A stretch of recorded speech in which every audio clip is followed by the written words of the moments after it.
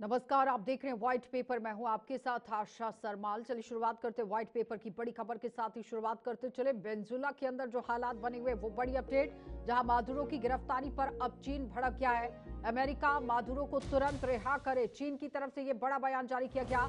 Maduro को अगवा करना बिल्कुल गलत है, ये चीन की तरफ से कहा गया। न्यूयॉर्क मेयर ममदानी की तरफ से भी देखिए बड़ा बयान जारी किया गया है। और इस बीच में यहाँ जिस तरह से ये गिरफ्तारी हुई है, अलग अलग राज्यों की नहीं, अलग अलग देशों की बात हो रही है, जहां से प्रतिक्रियाएं आना अब शुरू हो चुकी है।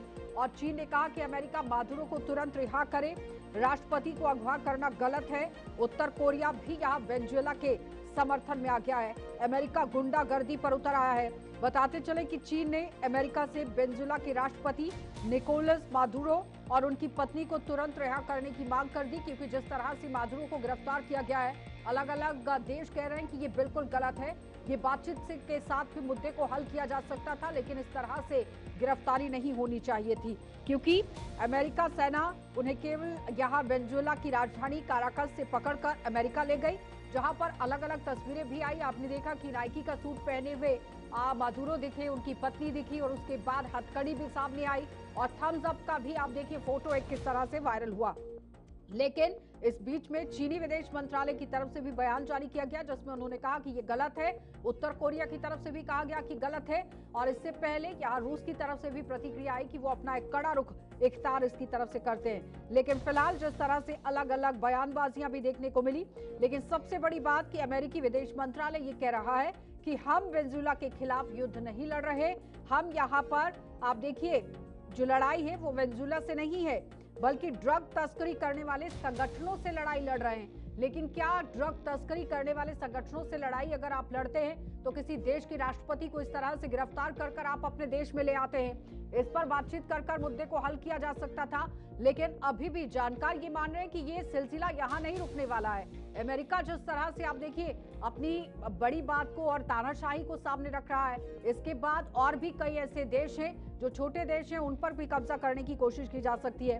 तो अमेरिका चाहता है कि वेनेजुएला की जो तेल संपदा है उसका फायदा सीधे जनता को मिले, ना कुछ खास लोगों को। फिर अमेरिका वेनेजुएला को यहाँ चला नहीं रहा, लेकिन हालात को सही दिशा में आगे बढ़ाने की कोशिश कर रहा है। हमारे पास दबाव बनाने की ताकत है, ये अमेरिका के विदेश मंत्रालय की तरफ से बातचीत सामने रखी गई। फिर ये कहा गया, जब रूबियो से पूछा गया है कि क्या अंतरिम राष्ट्रपति डेल्सी रॉड्रिगेज को अमेरिका वैध राष्ट्रपति मानता है, तो अमेरिका की नजर में वेनेजुएला में फिलहाल कोई भी सरकार पूरी तरह वैध नहीं है। तो अमेरिकी अदालत के आदेश पर वेनेजुएला जाने या वहां से आने वाले प्रतिबंधित जो तेल टैंकर थे, उनके रास्तों में ही उन्हें जब्त किया जाएगा। अब यहाँ पर जिस तरह से वेनेजुएला की जो उपराष्ट्रपति है मादुरो को तुरंत रिहा करने की मांग कर रहे हैं, लेकिन क्या अमेरिका इन्हें जल्द से जल्द रिहा करेगा? इसके पीछे की कहानी क्या है ये समझना जरूरी है, क्योंकि चीन ने अमेरिका से वेनेजुएला के राष्ट्रपति निकोलस मादुरो को गिरफ्तार कर लिया है। और इसके साथ ही देखिए जिस तरह से ट्रंप के पहले कार्यकाल में ही मादुरो को हटाने का प्लान था, यानी कि जब डोनाल्ड ट्रंप राष्ट्रपति के तौर पर अमेरिका के अंदर सत्ता में काबिज हुए, उससे पहले ही एक स्ट्रैटेजी थी, एक प्लान था कि मादुरो को गिरफ्तार किया जाएगा। और सबसे बड़ा मुद्दा ये रखा गया कि ड्रग ट्रैफिकिंग जिस तरह से चलाई जा रही है, मादुरो का इसमें सबसे बड़ा हाथ है। लेकिन क्या वाकई में ये सिर्फ ड्रग्स को लेकर कार्रवाई की गई है, या फिर तेल जो मादुरो के पास है, जो भंडारण है, सोना है, गैस है, उस पर नजर अमेरिका की है? क्योंकि अमेरिका कभी भी किसी भी चीज पर दबाव ऐसे ही नहीं बनाता है, ये पुरानी हिस्ट्री रही है। अगर अमेरिका पाकिस्तान की मदद करता है या उन्हें सपोर्ट करता है, तो जाहिर तौर पर पाकिस्तान से वो अपना पैसा भी कमाएगा। लेकिन इसी तरह से क्या एक स्ट्रैटेजी की तरह ये एक बड़ा काम किया गया, बड़ी कार्रवाई को अंजाम दिया गया है, इसी पर आज चर्चा करेंगे। चलिए, ग्रुप कैप्टन यूके देवनाथ हमारे साथ जुड़ गए हैं, रक्षा विशेषज्ञ हैं। बहुत बहुत स्वागत यूके देवनाथ जी। डॉक्टर राम श्रीवास्तव हमारे साथ जुड़ गए हैं, विदेश मामलों के जानकार हैं, आपका भी बहुत बहुत स्वागत। दिनेश सिंह गेट है हमारे साथ, राजनीतिक विश्लेषक हैं, आपका भी बहुत बहुत स्वागत जुड़ने के लिए। सबसे पहले तो मैं डॉक्टर राम, आज तो स्वास्थ्य बेहतर लग रहा है, आप ही के पास आना चाहूंगी। ये जो एक स्ट्रैटेजी अमेरिका ने बनाई है, ये तेल है, गैस है, या सोने के पीछे की कहानी है, या फिर सिर्फ और सिर्फ जो अमेरिका दिखा रहा है कि ड्रग्स तस्करी की वजह से ये बड़ी कार्रवाई की गई? ये स्ट्रैटेजी समझना जरूरी है। जियो पॉलिटिक्स में इस तरह का जो भूकंप आया हुआ है, इसके लिए पूरी तरह से अगर कोई दोषी है तो ट्रंप दोषी है, वो उनकी नीति दोषी है।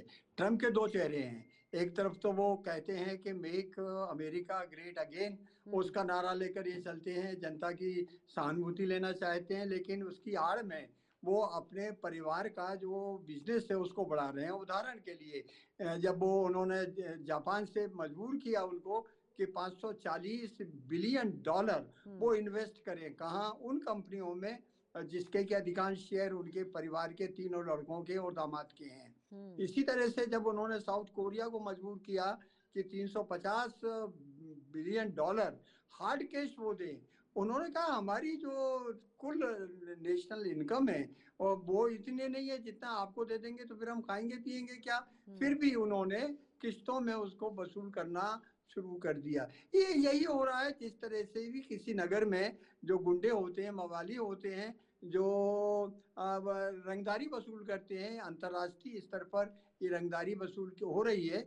और यही एक हिसाब किताब है कि उन्होंने सऊदी अरब में भी आकर, अरब के देशों में भी आकर सब जगह से पैसा बटोरा है। और अब वो पैसा कहाँ लगाना चाहते हैं? गाजा में। और गाजा में भी उन्होंने देखिए क्या काम किया है कि वहाँ रिकंस्ट्रक्शन कराएंगे, उसका पैसा लाएंगे अरबिक कंट्री से और इजराइल और उनके बीच में जो रखेंगे किसको? पाकिस्तान की फौज को।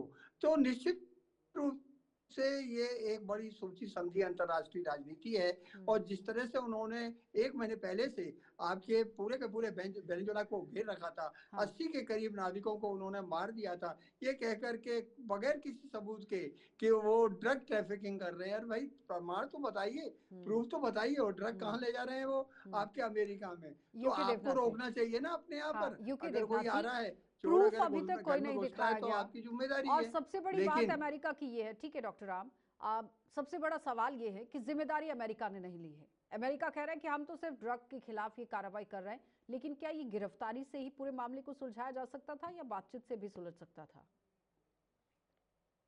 देखिए, ये तो एक बहाना है, जिस तरह से इराक में बहाना लगाया था कि यहाँ पर डॉक्टर राम, मैं वापस इनके आपके पास पास वेपन्स ऑफ मास डिस्ट्रक्शन है, इसी तरह से उन्होंने यहाँ बहाना लगाया है। आशा जी, ठीक है, यूके देवनाथ जी जवाब दीजिए। डॉक्टर राम, मैं आपके पास वापस लौट रही हूँ। आशा जी, इसमें कोई शक नहीं है कि इस गिरफ्तारी के बगैर भी अगर ड्रग्स की समस्या थी, उसको सुलझाई जा सकती थी। दुनिया में कितने देश हैं जहां से कि ड्रग्स तस्करी के द्वारा अमेरिका पहुंचते हैं? बहुत सारे देश हैं। वेनेजुएला एकमात्र देश नहीं है। एशिया से, अफ्रीका से, यूरोप के देशों से भी ड्रग्स लगातार अमेरिका पहुंच रहे हैं। तो तरीका क्या है? वेनेजुएला से जो ड्रग्स अमेरिका पहुंच रहे थे, वर्ल्ड डोपिंग एजेंसीज के अनुसार शायद अमेरिका में जितने ड्रग्स बाहर से आते हैं उसका महज 1.5% वेनेजुएला से आता था। तो बाकी कहां से आ रहा है? दूसरे देशों से आ रहा है। दूसरे देशों में तो अमेरिका जाके इस तरह से इंटरवेंशन नहीं करता, वहां वो बातचीत करता है, वहां वो उस देश के साथ, लीडर्स के साथ, पुलिस एजेंसीज के साथ, डिटेक्टिव एजेंसीज के साथ बातचीत करता है। ऐसा ही वेनेजुएला के साथ कर सकते थे। सबसे बड़ी बात है कि वेनेजुएला में अमेरिका ने ये स्पेशल दोष दिया कि वेनेजुएला में सरकार यानी निकोलस मदुरो जो हैं वो खुद ही इन्वॉल्व हैं ड्रग पेडलिंग में। इससे ज्यादा हास्यास्पद बात की जरूरत ही नहीं समझता। वेनेजुएला में अगर निकोलस मदुरो अगर राष्ट्रपति हैं तो जाहिर बात है किसी भी देश की राष्ट्रपति की तरह से उनके पास प्रचार धन संपत्ति है। और अगर वो 12 साल से वहां पर राष्ट्रपति हैं, जाहिर बात है कि उनके पास इतनी अपने बलबूते पर रहने, जिंदा रहने की और एक लग्जरियस लाइफ रहने की सारे सोर्सेज हैं। तो उनको ड्रग पेडलिंग की क्या जरूरत है? क्या वेनेजुएला की सरकार मदद कर रही थी ड्रग पेडलिंग में? देखिए, ये समझना पड़ेगा, अमेरिका ने जो पिछले सितंबर से जो लगातार 30 से ज्यादा ड्रग बोट्स पर हमला किया वेनेजुएला के समुद्र में, क्या निकोला मदुरो अपने आप खुद उस बोट के, उस छोटी सी नाव के मालिक से बात करते थे? ये हास्यास्पद है। जाहिर बात है कि अगर वहां की सरकार इसमें थी तो काफी सारे दूसरे लोग भी होंगे, तो दूसरे लोगों को क्यों नहीं अमेरिका ने पकड़ा? अब सवाल ये आ जाता है कि क्या छोटे छोटे मुलाजिमों के साथ, छोटे छोटे जो ये ट्रैफिकिंग करने वाले लोगों के साथ भी क्या सीधा राब्ता था? लेकिन अगर हम पुरानी हिस्ट्री देखते हैं वेनेजुएला के राष्ट्रपति की, तो एक बस ड्राइवर थे और बस ड्राइवर से वो राष्ट्रपति तक पहुंचे। लेकिन सवाल यहां पर ये आ जाता है कि प्रूफ क्या है अमेरिका के पास जो इतनी बड़ी कार्रवाई को अंजाम दिया? ये जियोपॉलिटिक्स का हिस्सा तो नहीं है? जी आशा जी, आप सभी को मेरा प्रणाम। देखिए, जैसे जिसकी लाठी उसी की भैंस, अगर वो बोला जाए तो ज्यादा बेहतर रहेगा। और दूसरा, पहले वो बस ड्राइवर थे या कुछ थे, उससे कोई लंबा चौड़ा फर्क नहीं पड़ता, क्योंकि देखिए वो अपनी मेहनत जैसे उन्होंने की। और बस ड्राइवर तो हजारों लाखों होते हैं, लेकिन उसमें से राष्ट्रपति तक कितने लोग पहुंच पाते हैं? तो वो अपने तरीके से कुछ ना कुछ उसमें उनमें काबिलियत जरूर रही होगी जिसको लेके पहुंचे। हाँ ठीक है, मतलब कि अगर उनके अपने खुद के निजी कुछ कुछ ऐसे कुछ रहे कि दुराचार किया या और कुछ अन्य कुछ चीजें इस तरह की रही, तो आपस में अपने देश में चीजें नहीं पड़ सकती थी। लेकिन जैसे कि उस तरीके से करके एक अगर सीधी सी अगर बातचीत बोला जाए, तो अमेरिका के देखिए पहले का इस तरह के अगर जैसे कि हिस्ट्री और ज्योग्राफी आप देखें, तो इससे पहले इराक पर हमला बोले, पनामा को लेकर बोले, अफगानिस्तान की तरफ बोले, या जैसे कि अन्य और कई देशों में, तो मतलब एक पुराना पहले से पुराना अपना ये हथकंडा रहा है ऐसे।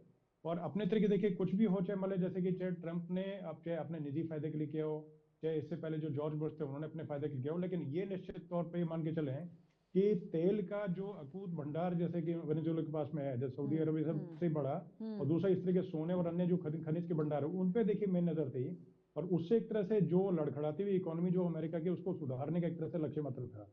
तो उससे कहीं ना कहीं एक तरह से ये मान के चलने की जो भी कुछ है, लेकिन उसमें अमेरिका का भला जो है वो तो निश्चित है, क्योंकि जैसे जहाँ पर जैसे नौकरियां खत्म हो रही थी, बेरोजगारी बढ़ रही थी और अन्य चीजें जैसे कि किस न किस तरह की जैसे कि असंतोष जो था जनता का वो बढ़ रहा था अमेरिका में, उसको लेकर के उन्होंने अपने तरीके से जैसे जॉर्ज बुश ने पहले किया था उसी तरीके से उन्होंने अपने तरीके से, और इन द प्रोसेस थी कि अपने परिवार का या जैसे कि अपने अपने से जुड़ी जो कंपनीज हैं उनका फायदा करते हैं, वो एक अलग चीज है। लेकिन पूरे तरीके से इसमें देखिए किसी भी तरह का जियो पॉलिटिक्स या किसी तरह की जैसे कि कोई देश में जैसे अगर बोला, जैसे उन्होंने अपने वक्तव्य में आज जैसे बोला भी था कि वर्ल्ड वॉर के बाद का सबसे बड़ा ये हमला था, और उसमें पूरी तरीके से प्रशंसा उन्होंने जैसे कि अमेरिकन नेवी की और एयरफोर्स की और आर्मी की। तो ये मान के चलें कि अपने तरीके से पहले सुनियोजित था, और पहले जो इनका टर्म था तो उस टाइम आचार्य जी ने पूरी तरीके से तय कर रखा था, लेकिन उस टाइम अवसर नहीं मिल पाया कुछ न कुछ, जैसे इन पर महाभियोग की चीजें चली कुछ, तो कहीं ना कहीं डिस्टर्ब चलते रहे और कहीं ना कहीं सपोर्ट उस तरीके से नहीं था। अब जैसे पूरे तरीके से लक्ष्य निर्धारित करके और जैसे कि होता है कि भेजने को लेकर के उन्होंने पहले पूरी योजना बना रखी थी, और 2025 की जनवरी के आसपास से ये शुरुआत किया था, एक साल के आसपास से।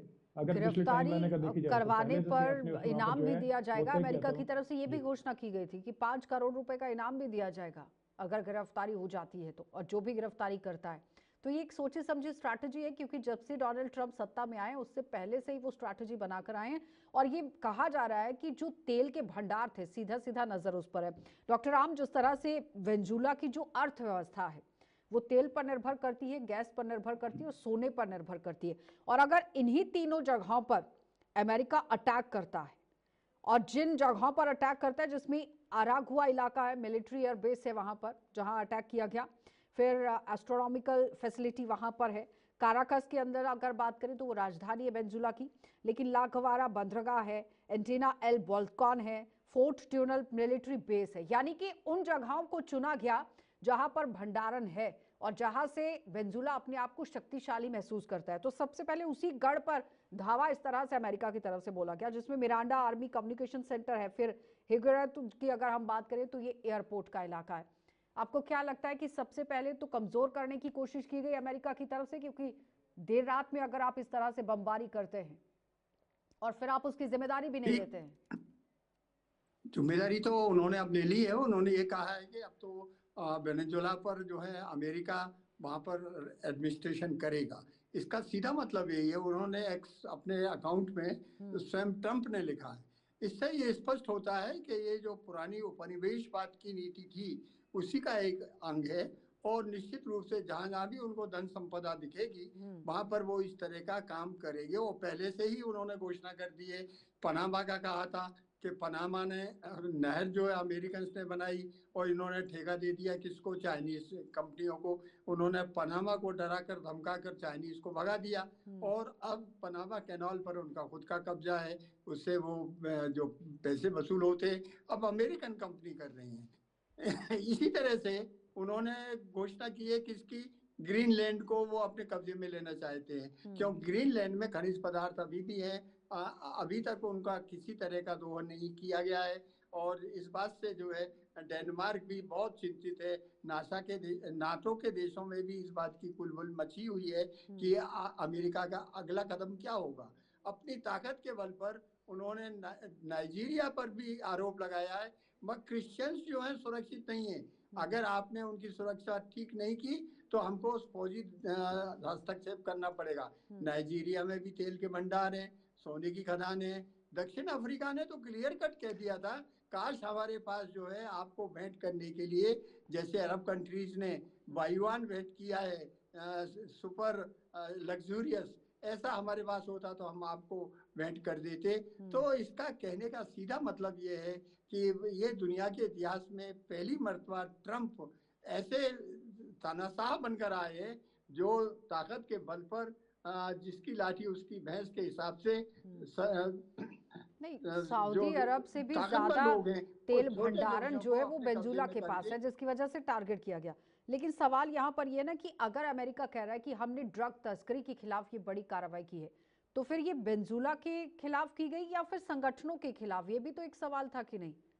राष्ट्रपति को ले जाते हैं आप, उनकी पत्नी को ले जाते हैं आप, राष्ट्रपति को ले जाते, ठीक है अगर आपके पास कोई सबूत होता, लेकिन उनकी पत्नी को भी ले गए।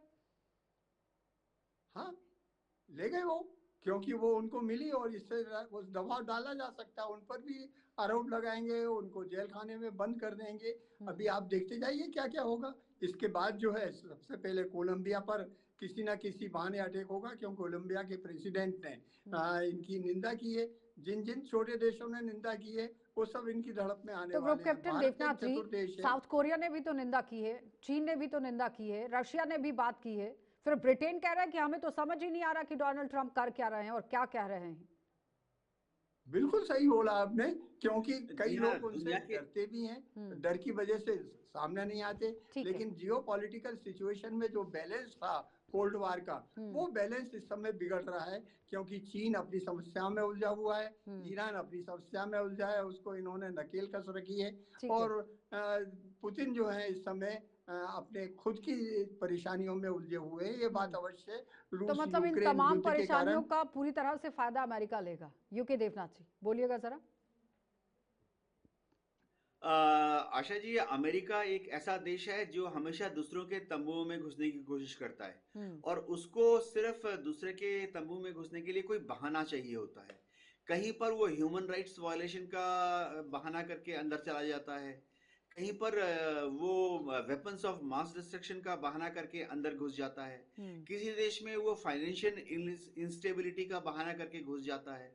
तो अमेरिका को चाहिए कि अमेरिका हमेशा से 300 साल 200 साल 100 साल से अमेरिका दुनिया भर में करीबन 240 बार करीबन दुनिया के 81 देशों में अमेरिका ने घुसकर अपने पसंद की सरकार को स्थापित किया है, कठपुतली सरकार को। अभी द्वितीय विश्व युद्ध के बाद से ही अगर देखें तो करीबन 70 ऐसे देश हैं जहां पर कि अमेरिका ने द्वितीय विश्व युद्ध के बाद से घुसकर किसी बहाने से अपना कठपुतली सरकार को इंस्टॉल किया है। खास तौर से अगर किसी देश में अमेरिका की मतलब का खनिज पदार्थ या जैसे कच्चा तेल का भंडार हो, गैस हो, फिर तो अमेरिका पक्का उस देश में दो तीन चीजें करता है। एक, उस देश को अपने संरक्षण में ले ले अगर वो देश के रूलर्स जो हैं वो मान जाए, जैसा कि गल्फ कंट्रीज में हमने देखा। सऊदी कंट्रीज हैं, यूएई है, कुवैत है, कतार है, इन सब देशों के जो भी इनके शेख हैं, अमीर हैं, प्रिंस हैं, कहीं किंग हैं, इन्होंने मान लिया कि ठीक है अमेरिका हमें प्रोटेक्शन देगा, हमारे राजपाट को, हमारे परिवार को बचा के रखेगा, बदले में अमेरिका कच्चे तेल का दोहन करे। दूसरा, जहां पर भी अमेरिका से वो देश राजी नहीं होता, अमेरिका जबरदस्ती वहां घुस जाता है। हमने लीबिया का एग्जांपल देखा, जहां लीबिया में जमीन के नीचे, समुद्र के नीचे कच्चे तेल के और गैस के भंडार थे। गद्दाफी नहीं माना, गद्दाफी काबू में नहीं आया, तो उसको भी हटा दिया गया, मार दिया गया। तो इराक तो बहुत ही हमारे लिविंग मेमोरी में रिसेंटली तो मतलब हुआ जिस तरह से डॉक्टर राम कह रहे हैं कि अगला नंबर कोलंबिया का लगने वाला है, तो लगने वाला है मतलब, तो फिर क्या चीन का भी नंबर लगेगा, रशिया का भी लगेगा?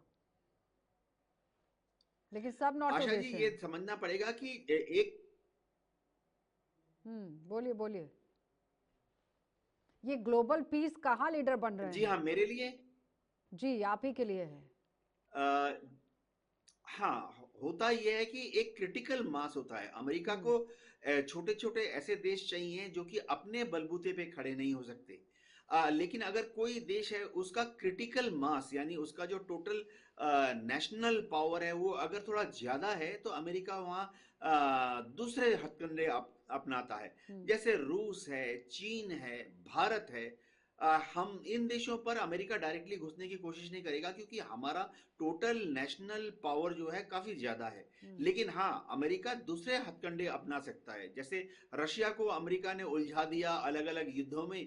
यूक्रेन का युद्ध क्लासिक एग्जाम्पल है, हम्म, ताकि रशिया युद्ध लड़ते लड़ते कमजोर हो जाए। हम्म, चीन को भी अमेरिका ने पूरे दुनिया में अलग अलग जगह पर उलझाया हुआ है। ताइवान नाम का एक खरगोश है, उसके नाम पर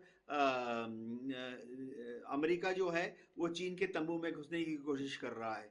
भारत के ऊपर भी अमेरिका ने येन केन प्रकारेण कैसे कैसे अजीबोगरीब दबाव डाले हैं, हम्म, हमने देख लिया। हम्म, 25% टैरिफ भारत के ऊपर, प्लस रूस से कच्चा तेल आयात करते हैं 25% और टैरिफ, पचास हम्म। प्रतिशत टैरिफ। लेकिन इतना भारत ने टैरिफ तो कहा कि हम डोनाल्ड ट्रंप ने अपना अपने शत्रु स्वदेशी देशों करेंगे पर और नहीं लगाया। स्वदेशी को लेकर तो चलेंगे। दिनेश सिंह, अब सवाल ये आ जाता है कि जिस तरह से अमेरिका कह रहा है, उसका विदेश मंत्रालय कह रहा है कि जो तेल है, जो तेल संपदा है, उसका सीधा सीधा फायदा वेनेजुएला की जनता को मिलना चाहिए, ना कि किसी और को।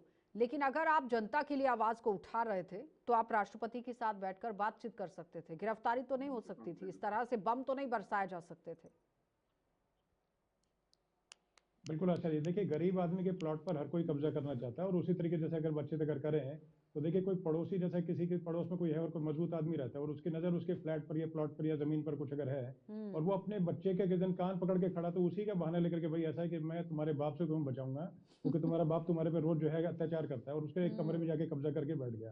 तो सेम स्थिति वो है कि वेनेजुएला की जनता को इसी प्रकार से ट्रंप और अमेरिका बचाने का काम करेंगे, जिस तरीके से वो राक्षसी प्रवृत्ति वाले बाप से बच्चे को बचाने की कोशिश करेगा। मतलब कुछ भी जितना मर्जी क्रूर हो, चाहे मतलब बाप हो, लेकिन उस बच्चे का ध्यान उस कम से कम ट्रंप जैसे जो जो दूसरे जो लोग आकर के कब्जा करके बैठ गए उनसे ज्यादा रखने का काम करेगा। तो ये देखिए, सिर्फ एक तरह से ये मान के चले कि कहीं ना कहीं वो एक बहाना छोटा सा मिला और पहले से तलाश में थे, और पिछली बार एक तरह से स्पष्ट तरीके से इन्होंने वार्निंग दी थी कि हाँ ठीक है, मैंने आपकी कब्जा यहाँ पे करना ही करना है। और उसी तरीके से उससे पहले कुवैत को लेकर के, और मतलब कुवैत का बहाना बनाया कि कुवैत को सताने का काम इराक करता है और इस तरीके से करता है, और ये इनके पैटर्न जो था इराक पे कब्जा करने का काम किया। तो इसी तरीके से चीजें कहीं ना कहीं चलती रही ऐसे।